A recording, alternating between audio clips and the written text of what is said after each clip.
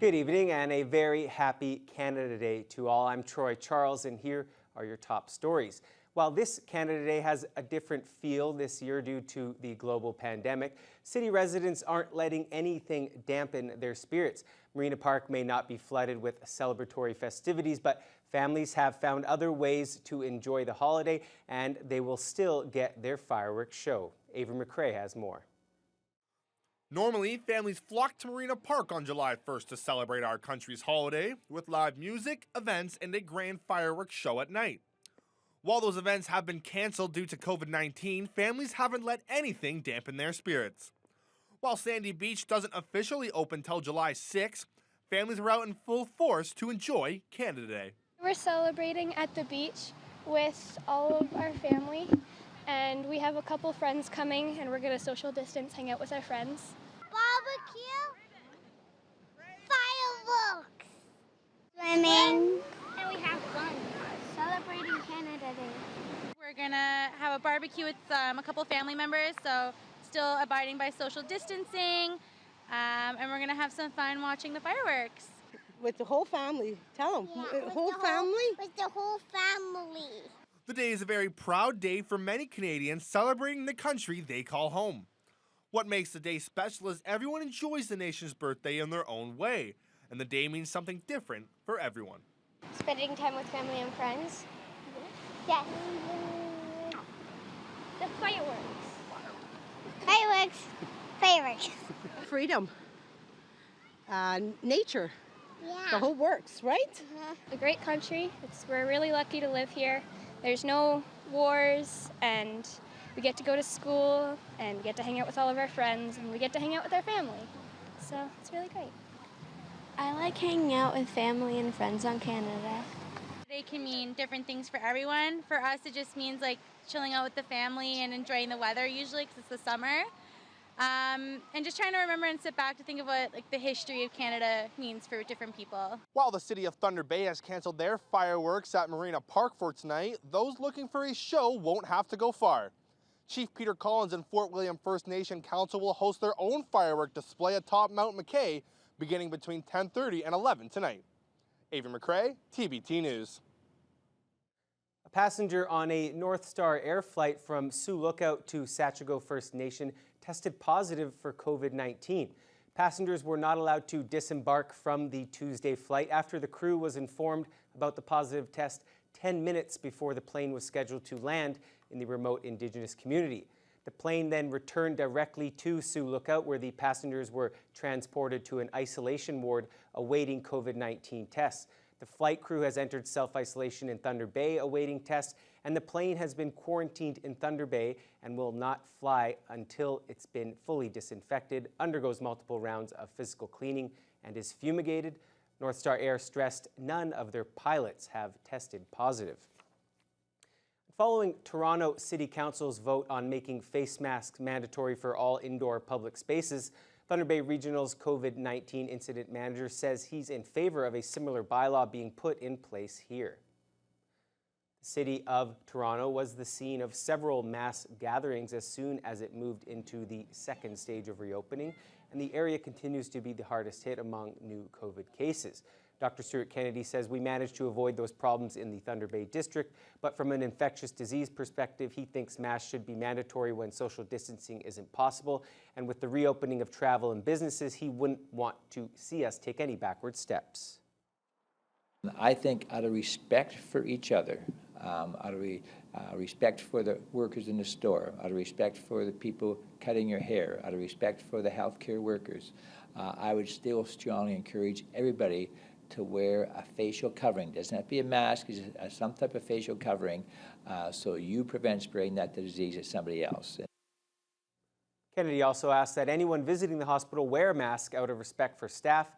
Wearing a mask isn't mandatory at Thunder Bay Regional due to supply issues, but he says it likely will be by the first week of July. One honest fact about life is that it eventually does come to an end, and for many, their final days are in palliative or end-of-life care.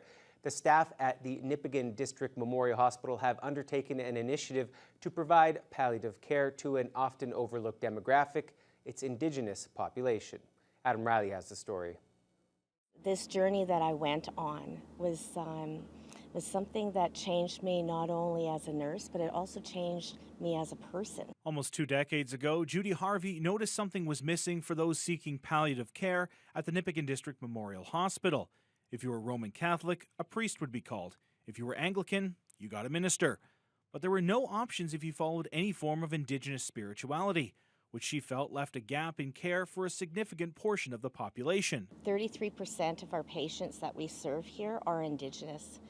And so I decided I'm going to do a research study on end-of-life care for Indigenous patients and their families. Harvey spent time speaking with elders in several nearby communities, including Pays Plat, Lake Helen, and Rocky Bay, to understand the traditions and spirituality and how to incorporate them into providing Indigenous-centered end-of-life care.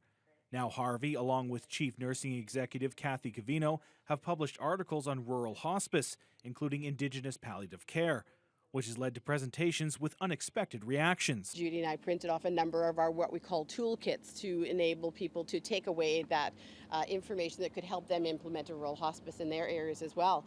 And we thought, well, we'll print 50 or 70 or something like that. Well, they were gone. And then Judy had a list of people to email after to provide the same toolkit. As a result of the popularity of their paper titled Advancing Patient and Family-Centered Care During End of Life for the Indigenous Persons and Their Families at Nipissing District Memorial Hospital, Covino says Ontario Health has provided funding for hospitals to pursue the practices laid out in the paper. So what we initiated here has now spread throughout our entire region, so we're pretty proud of that initiative.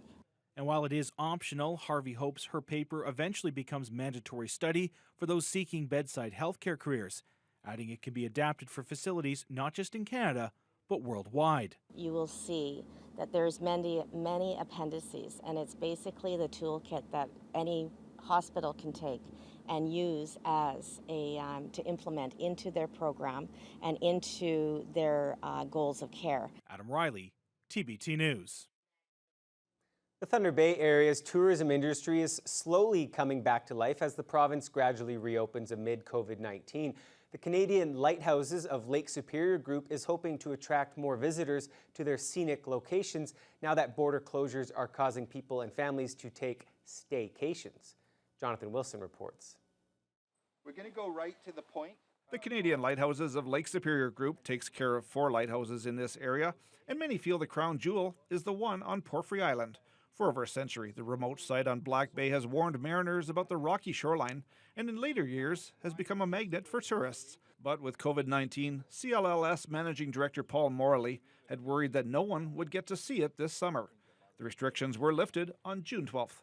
So the day that I arrived here was the first time I really said to myself, now the summer can begin, because the amount of barriers and impediments is being very, very restrictive. And so I'm very happy that we're able here to provide respite to visitors. People travel to the island in many ways, by float plane or by helicopter, some by paddle power via kayak or canoe, or by docking their boats in the bay in the middle of the island and walking to the lighthouse. Boat tours are also offered by Charlie's Charters or Sail Superior. Owner-operator Gregory Haru says now that COVID restrictions are lifting, people are itching to explore. They're not going to want to be stuck at home, so we're hoping they'll come out to the beautiful places like Porphyry Island, Sleeping Giant, and places like that we can bring you to, or just a sailing trip around the Welcome Islands. The weather has been fantastic. People are just getting used to, being able to get out again, and when they do that, they'll start looking for all the different things that they maybe haven't tried before or have tried and want to come back and do. There is just so much in this area to explore and to see. And for the visitors that come out on our tours here, they are blown away. They're gobsmacked. They don't know what to say because they're experiencing so many things. So a staycation in the city of Thunder Bay is right there at your fingertips. And it's always something that you wanted to do. Well, now's the opportunity to do it and to do it safely too. Morley says fortunately only about 10% of their regular visitors were Americans, so their numbers may actually rise this summer if more Canadians come out. Porphyry Island is about 43 kilometers from the Thunder Bay Harbor. The CLLS group has had to cancel their Artist-in-Residence program for this year and limit access to the buildings during the pandemic. But with the purchase of a Lighthouse Group membership, everything else is open for exploration. It's the opportunity to come back to nature and to explore again after months of being locked down. On Sunday, we'll present part 2 of this series, focusing on the return of tours by Sail Superior after they were impacted by COVID-19. Jonathan Wilson, TBT News. The Sal and JB Evans have worked out a deal in the West Fort area. The Sal does not have an area to set up a patio, so JB Evans stepped up to help out their neighbor, offering their storefront space to set up a dining area. It was a slow day when the Sal owner Aaron Gillingham and JB Evans manager Andrew Morrow sparked the idea for the outdoor patio. Morrow was looking to renovate his storefront area, which led to Gillingham asking if the space could be used for a restaurant patio. The process then happened naturally, with the end result benefiting both parties. I mean, people are literally staring at, all of their goods right at their windows, so it's great because, he's got people at his windows, at his door that are about to walk in and have and maybe make a purchase, and it's great for us because people are dying to sit down and grab something to eat. They've always kind of done both, it seems. So people like to shop and then they go for a bite, or they'll have a bite to eat and then go shopping. So that's nice. And we were hoping that even the business area will get a little bit of a spin-off, and they might go to the grocery store or the barber shop or, Fresco's Deli, wherever. So anywhere in the neighborhood, if they're checking out other businesses, it's great. The Sal patio has enough seating for 12 guests and are only taking walk-in reservations at this time. Like other patios, tables are 6 feet apart and are sanitized between sittings. Servers are also wearing masks while serving guests. The West Fort area is a tight-knit community, especially among business owners. The close relationships has Gillingham thankful for not only his success, but the community as a whole. West Fort is very much a family. Since I've been in business, the Morrows, JB Evans, and West Fort as a whole has been super supportive, and I couldn't have better neighbors. Try to work together, and we all support each other, and yeah, it's the best thing you can do for your business area. As long as my landlord, as in JB Evans, are happy to have us, I will have this patio for the foreseeable future.